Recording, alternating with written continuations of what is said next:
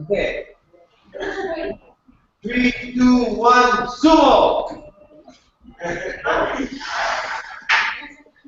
He's in front of the camera. Yeah. No. No, it's in front of the camera. And another in front of the camera. Another one. No. There he is. Oh, somebody's good.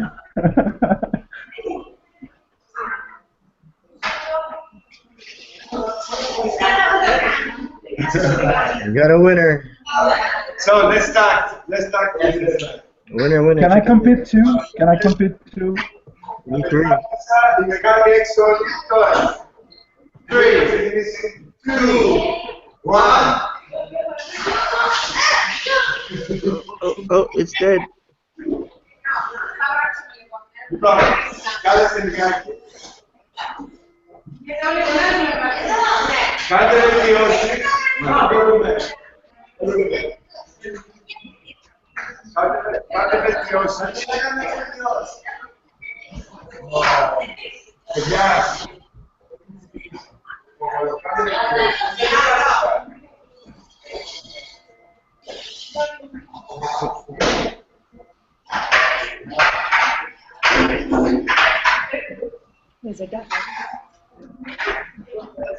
Nice. Okay, so this is the pass. I'm here. So hi, we're live from Glass Studios in Athens for the third and last panel of the second International Robot Maker Day. No, it's too noisy, right? That's the final thing. This is the education panel, or how you use the in classroom or the workshops or in class lab, like you just did. No, actually now it was a free meeting, and we said that we would not have to we would have some plans during the break, and we have some. Yeah, so now let's mute the kids. And we start with the panel. Let's start on the other side now from Martin and from the Netherlands. Martin! We missed you on the creative panel as well, but happy to see you now on the education. Martin, we cannot hear you. You're muted. I thought I only signed up for the creative one. I mean, this one, not for the creative. But okay, I followed the creative. It was fun to watch, but a lot of echo.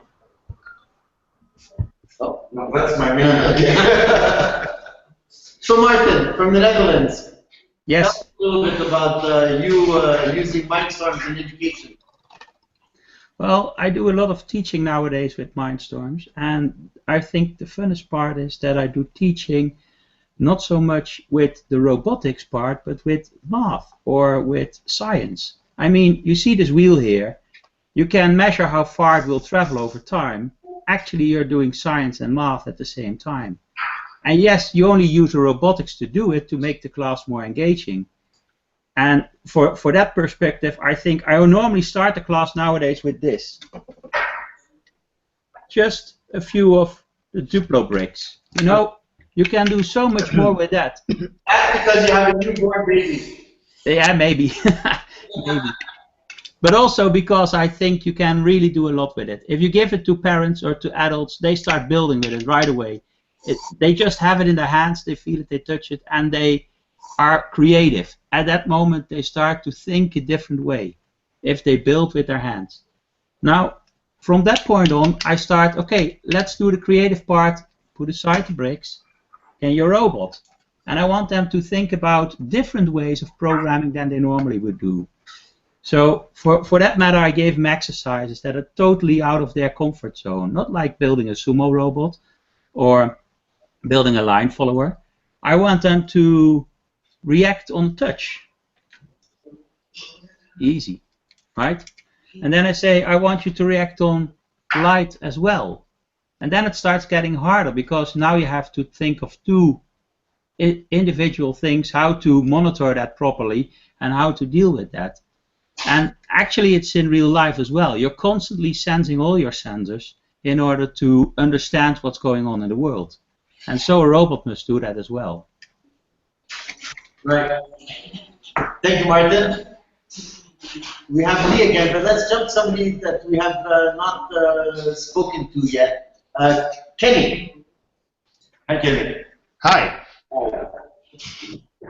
So, well, is there anything you want me to specifically talk about? Obviously, I can talk about the first Lego League, but I see First Lego League there under your name. First Lego League is used very much here, also here in Greece, in schools, you know, as a base in order to start giving some challenges to the students. right. So, as probably most of people watching already know, there is this worldwide first Lego League competition that challenges kids around the world to annually take part in a competition. And that competition is part robot design and robot competitions with the Mindstorm sets. And it's also part science and engineering. And one of the things that I particularly like about that combination of project and robot is that actually you have the same principles, right? You have a challenge, whether that's with Lego or a real life problem, and you use the same principles of finding out what elements are there, what things do we need to address. So how can we design something that solves that problem? And actually, a lot of people say that it's also to me that it's, oh, you're going to play with Lego and you're going to go to the competitions. It's a lot of fun. It is. It's in 80 countries, and everywhere we go, it's a lot of fun. But more importantly, I think as a scientist and a researcher myself, that the first Lego League, both the robot and the project, also teaches important things. And I'm sure you, in the rest of this panel, you will hear more about it. Because today our world faces a lot of problems, which are very complicated.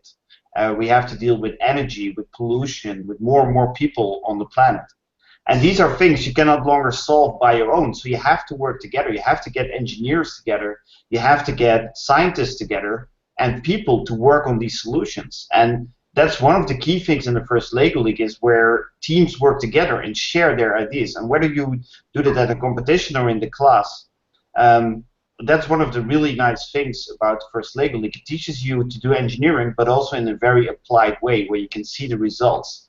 And that's something that will be valuable throughout your life. So I myself am not that good in building with Mindstorms. I'm trying. I'm still learning myself. But it's really amazing to see what kids can come up with in solutions inspired by Mindstorms and other things to solve real-world problems. In the open category, I presume, is where those solutions come out most. Yeah, so the nice thing about the project in the first Lego League, and again, whether they use Mindstorms or other tools to demonstrate it, the nice thing about Mindstorms, it's actually, I've seen a lot of first Lego League projects where Mindstorms is being used as a rapid prototyping tool. They use Lego to show how problems could be solved, what technical solutions will be there. And the fact that you have something feasible allows you to also test it and to verify the way it works. We all know examples of kids who made the Braille printer for people who are blind. Mm-hmm. Right? So these are prototypes you can rapidly build with Lego and Mindstorms, and that obviously can later be translated into fully functional machines that are produced by companies. But it starts with an idea, it starts with working with a team, a problem, and then the nice thing about Lego, it enables you to prototype something real quickly. You can. It's amazing how kids here, they say, we have a session that the actual challenge is to find, to invent a machine or something that will allow a blind person to work with safety in any environment. Yeah. So it's magic how the kids are separated in teams, in companies, and they are kickstarting some projects for a project that does not exist actually. Exactly. So a lot of these new ideas, because teams in the first Lego League are not so much bound, when we get older, we start thinking more about things that cannot happen. So we think about a problem and we think of all kinds of reasons why it's hard to solve. And it's interesting to see that kids, and especially teams in the first Lego League, they start with what can we actually do, and as engineer. And the example you mentioned, the things you mentioned about kids developing solutions that actually get adopted by companies, and I'm sure you will hear a great example about that in a few minutes from one of the team members. There is a part of the first Lego League, the Global Innovation Award, where these solutions designed by kids actually get adopted by companies, get patented and developed. So there is a huge potential there that this Mindstorms enables.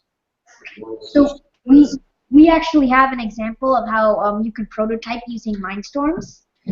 So this is our battery sorting machine. I don't know if you can see it very well.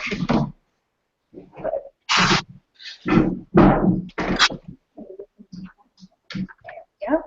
So just to give you a little bit of perspective on this year the topic of the first Lego League was to address problems and challenges we face with trash around the world.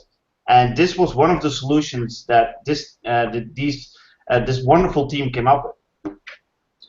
Yeah, so for our project, our trash item was about recycling batteries and how to improve the way the batteries have to be sorted out by chemistry first because the sorting has to be done by hand. So this is one of the prototypes we made for of an automated battery sorter. So it's just a tread.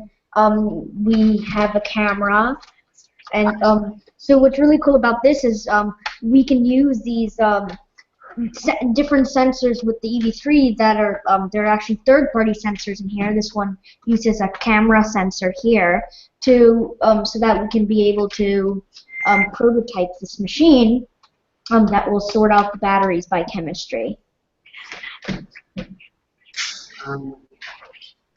We actually have a provisional patent on this solution. And when we use this prototype so that we could explain to both the patent attorney and to judges in Global Innovation Award and First Lego League. So also in Greece here, the prototype was presented to the team there was a company, a big company that asked to start this project to make it real. So To make what? to make it real, to put it in production. So, of course, a prototype from using a machine or whatever, something far from, it's a prototype far from big production, but it's a start for these kids now that they have already found funds from a big company to start something huge. So who else now? So we have Anderson with us. yes, and Asha as well. Hi, Asha. Hi, Asha. Asha also from the U.S. She happens to be the mom of the two extraordinary kids that we had the pleasure to have in two of our panels. There we are. Let's go to Asha again. Asha. So how much have you learned from your kids? Oh, I learn from them every day. They're next to me. Sorry about that. Yeah, they teach me something new almost every day. So it's been fun having them right there. See, they're right there. They teach me how stuff.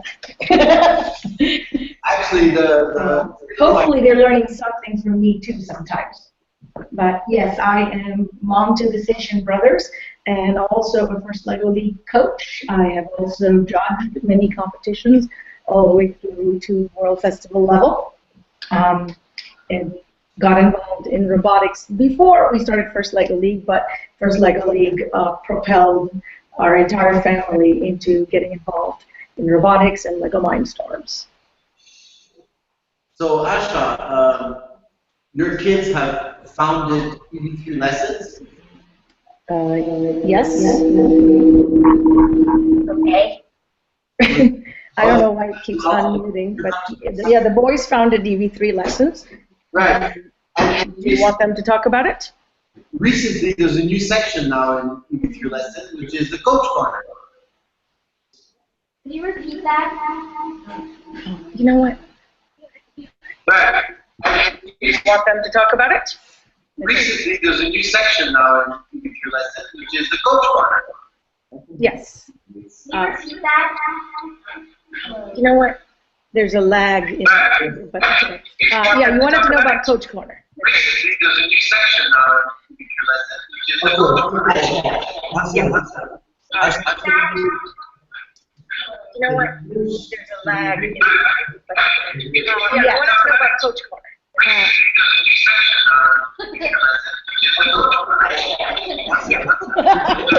What's going on?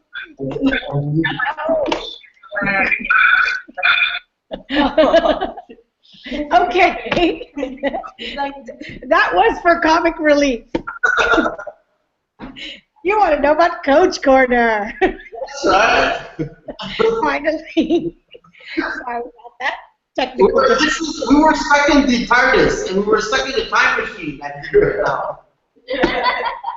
Yes.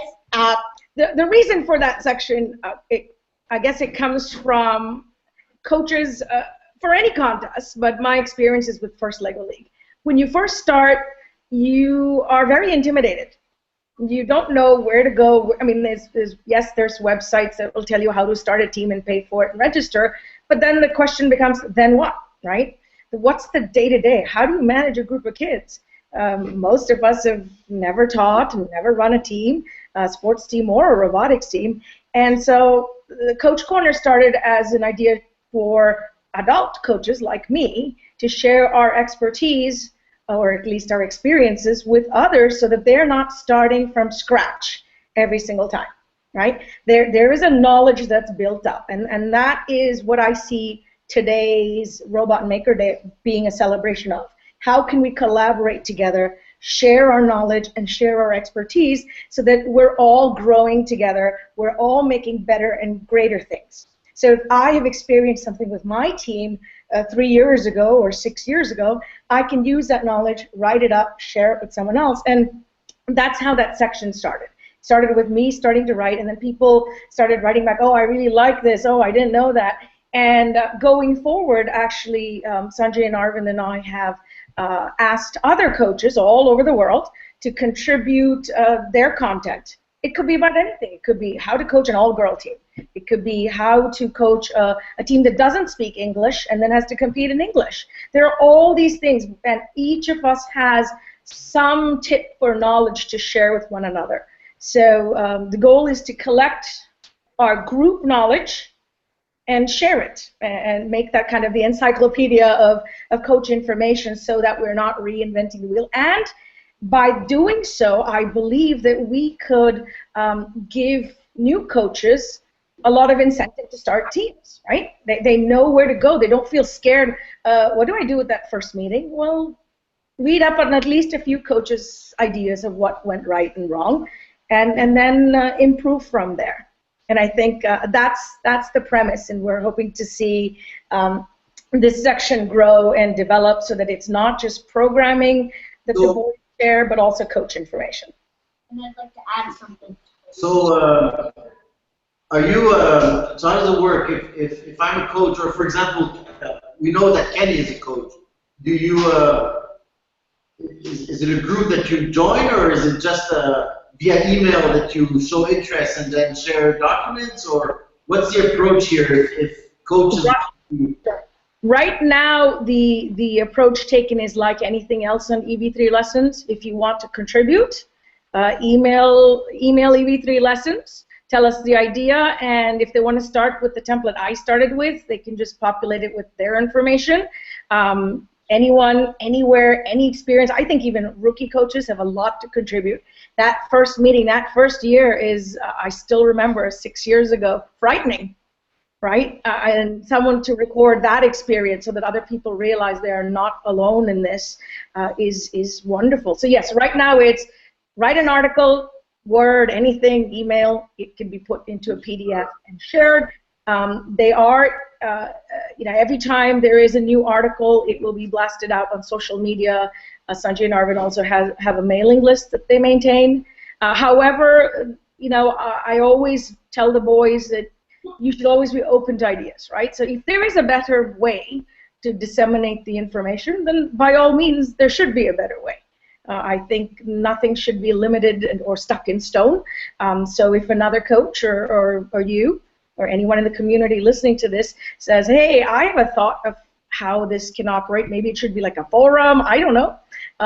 There is possibilities, and I am sure that both EV3 lessons and I would love to hear more. Thanks. We'll go to Kyle now. Kyle. You want to say something? Yes. Oh, Arvind wants to say something. Just put it on there? Yeah, that's fine. Just talk. Okay. Just. So what's very interesting about this is that on EV3 lessons we're sharing as a student to another student, but to be able to see the coaches sharing with the other coaches, it's just as amazing, and it's something new that I don't think has having the coaches share with the other coaches has been done before. Excellent. Thanks. They set a good example Also, for me. the coach has a different perspective about running a team and things that a student doesn't have. So it's great to see Coach's Corner there. So Kyle, you're also coaching, I believe.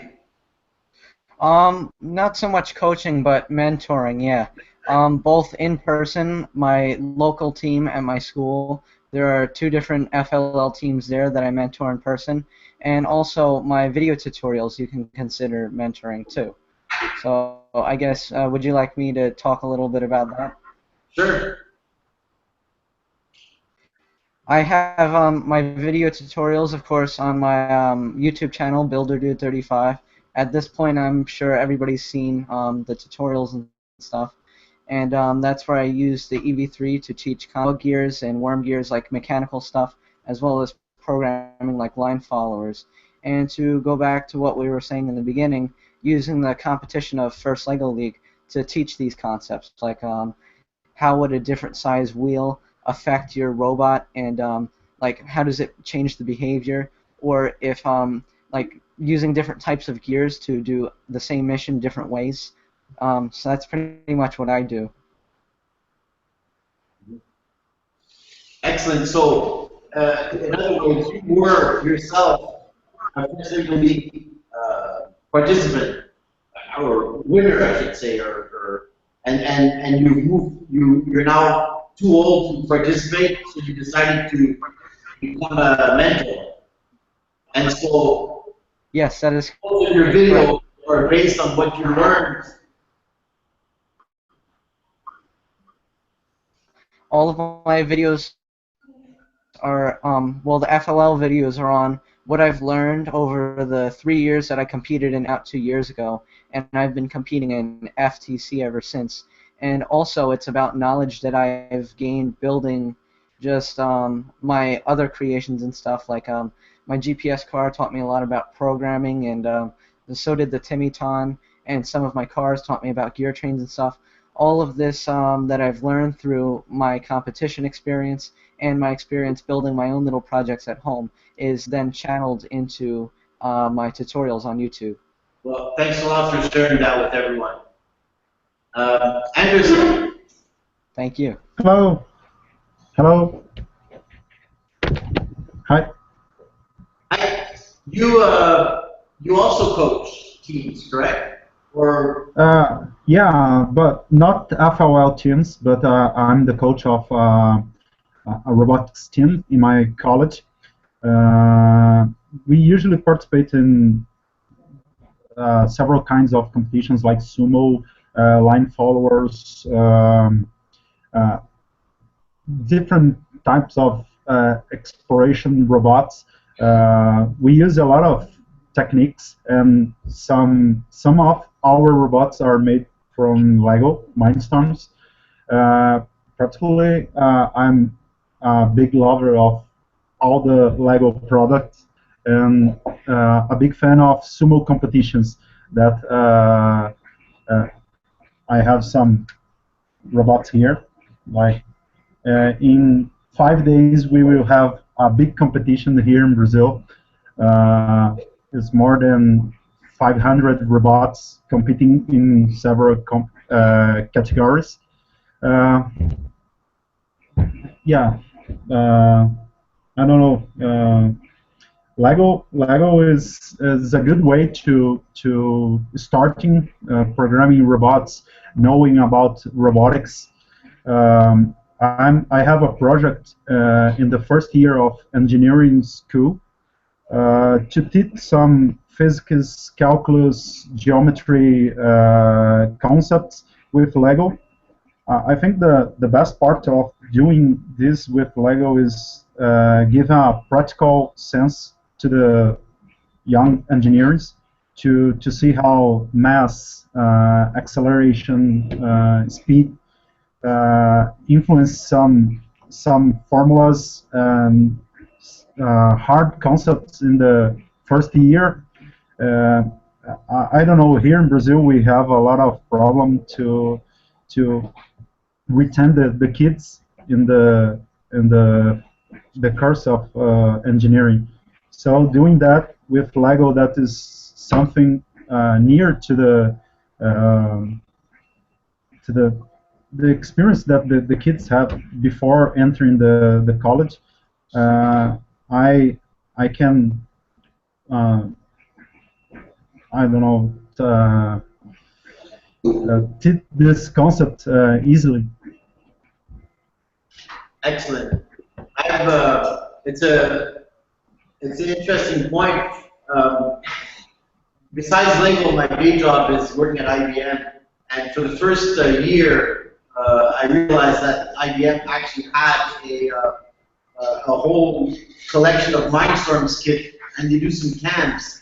And they've approached me this year to help them out.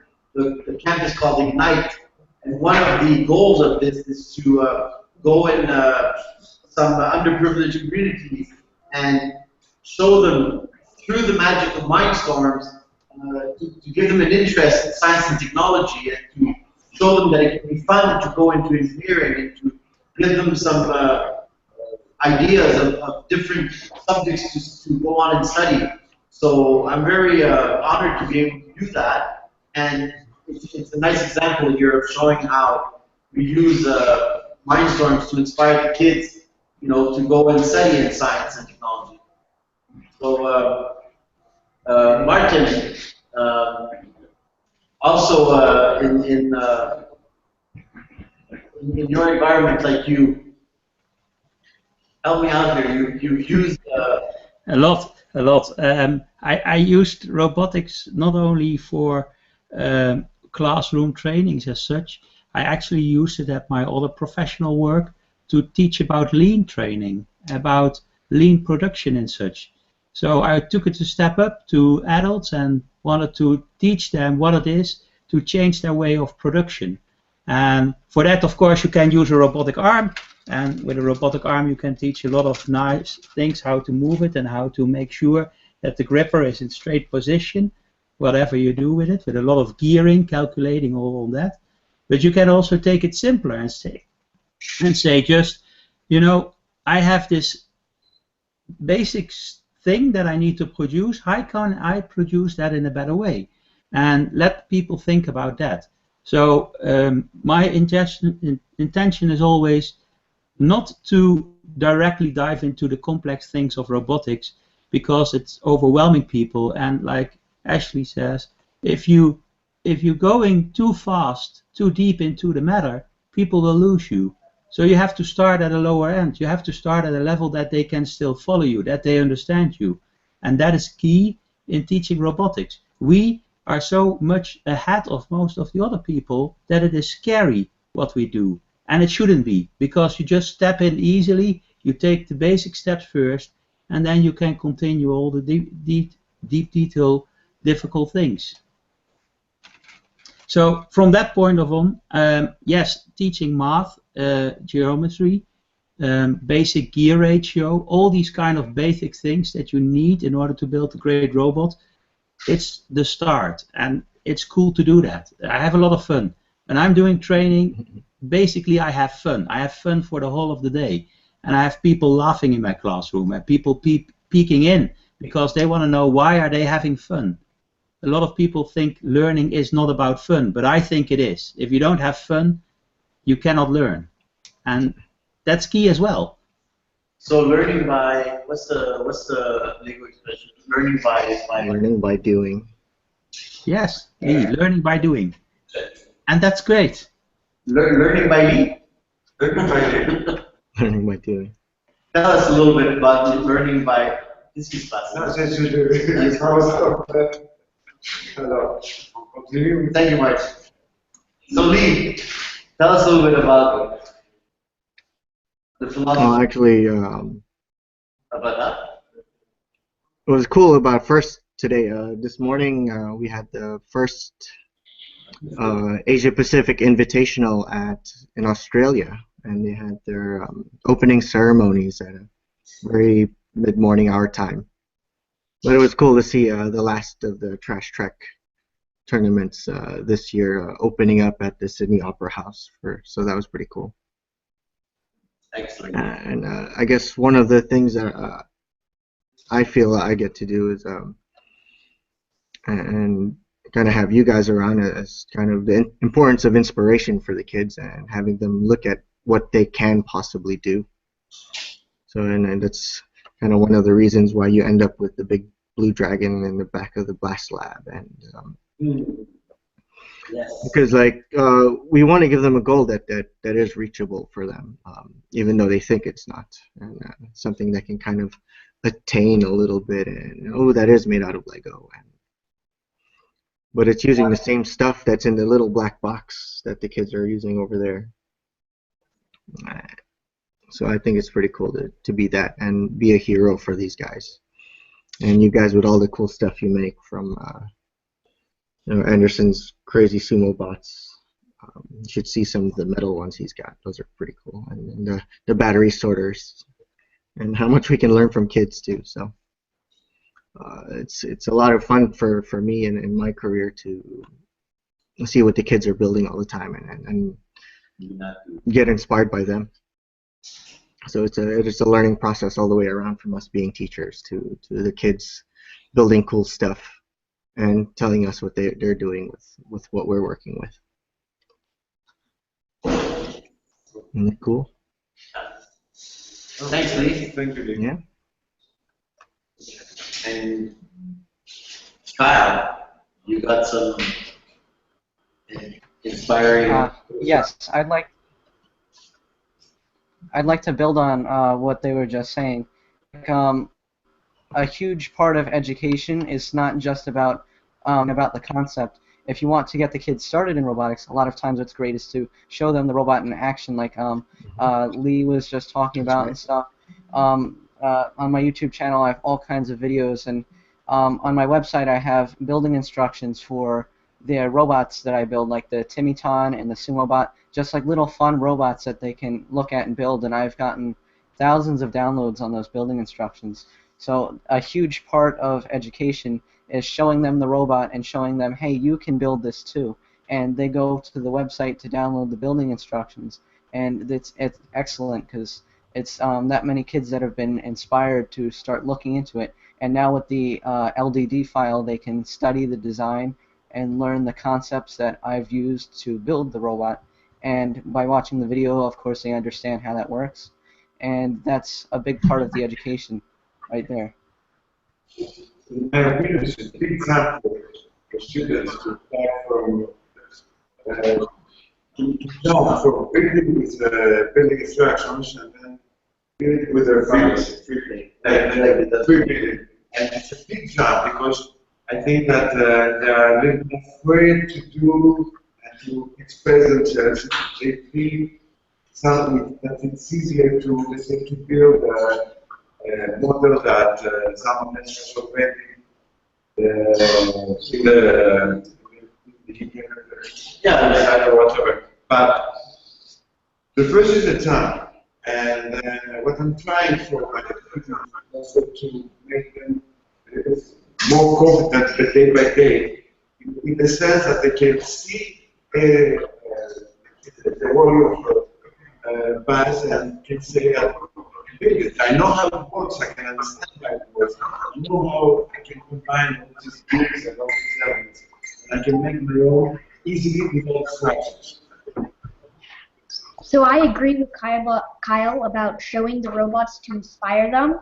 What we actually like to do is have a couple of robots for all sorts of different ages. So behind us here we have like simple robots for little kids like Melody Maker here, which they just draw down, write down a pattern with different colors, and they can make music pretty simply. We also have a memory game robot, which is basically just a normal memory game, but made out of EV3s. That. Mm-hmm. Okay. And then we have our printed robot, Pixel Plotter, that uses EV3 dev. Which really actually engages old kids. Like kids just like to look at it and see everything going by, and then also using our interface, which is actually back here, they're able to see themselves being printed, which engages all levels of kids. That project is still mind-boggling how cool it is. We can basically take ourselves a picture and have it printed all by a Lego robot. The pixel plotter I'm talking about. What is it? I'm still amazed by your pixel plotter. Oh, Yeah, thank you. Here, here's one of our printouts. Or Lego. Yes. Awesome. You even printed Edwin. Yes. Yes, it can print anything. Like we have. And it's even printed you back. More. Yes, yes. There's Edwin. Yes, yes. Everywhere. Or that one. Yes, I remember that one. That was excellent. You guys are great. Kenny, you want to say some closing words, maybe? Yeah, you. Kenny. He's singing.